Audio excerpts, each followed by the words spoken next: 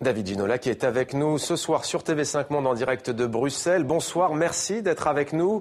David Ginola, vous êtes à l'aéroport de Bruxelles en partance pour la Suisse. Alors votre candidature en a surpris plus d'un, David Ginola. Pourquoi avez-vous décidé de briguer la présidence de la FIFA, la Fédération internationale de football ? Parce que premièrement, je pensais que c'était très important d'ajouter une voix dans le débat. Et puis tout simplement parce qu'il y a énormément de choses à changer.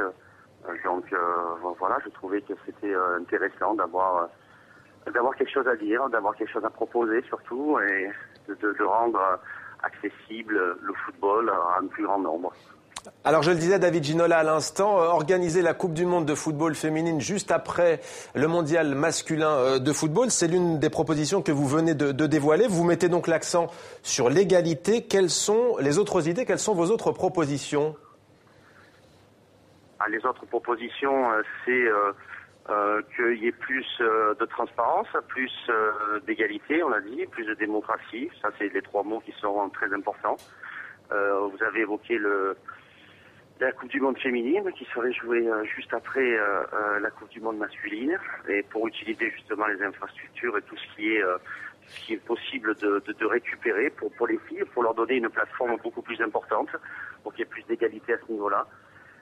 La première des choses, la première idée, c'était aussi de justement par rapport à cette transparence et de redistribution, d'avoir la possibilité de donner une petite taxe. Déjà, c'est que c'était très important.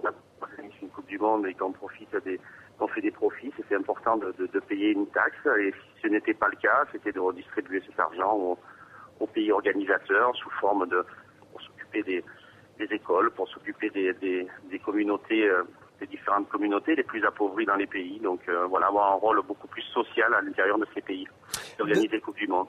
David Ginola, il y a un fléau, on le sait, qui gangrène la FIFA, c'est la corruption. Vous vous êtes sans doute déjà penché sur la question. Que comptez-vous faire concrètement contre ce fléau ? Disons que c'est très simple. Quand j'utilise le mot transparence, c'est justement pour ouvrir la FIFA à un plus grand nombre, que toutes les décisions ne soient pas prises derrière des portes closes, qu'il y ait plus d'ouverture, que ça soit plus accessible au public, pour qu'il n'y ait plus de doute, parce qu'il faut réinstaurer la confiance, et je crois que c'est le mot-clé. Je crois que la FIFA a un rôle modèle à jouer, et que les décisions doivent être prises en concertant un plus grand nombre pour qu'il n'y ait pas d'équivoque, qu'il n'y ait pas de doute, mais pour que voilà, il y a une cause juste à défendre. Il y a des valeurs, et je pense que ces valeurs-là, il faut les amener jusqu'au bout.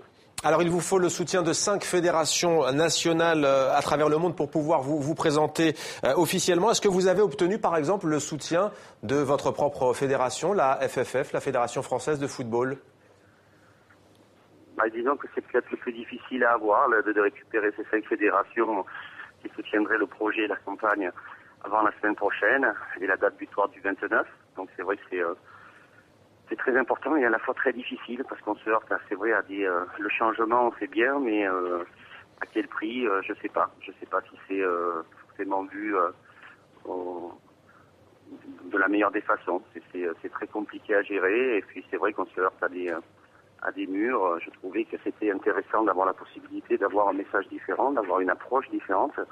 Et finalement, je m'aperçois que c'est pas si évident que ça. De toute façon, je m'attendais bien à ce que ça soit pas évident, mais que voilà, cette date butoir du 29 est un handicap, parce qu'effectivement, étant nouveau, quand on redistribue les cartes, on a envie d'en savoir peut-être davantage. Est-ce que sur les personnes, est-ce qu'elles sont capables de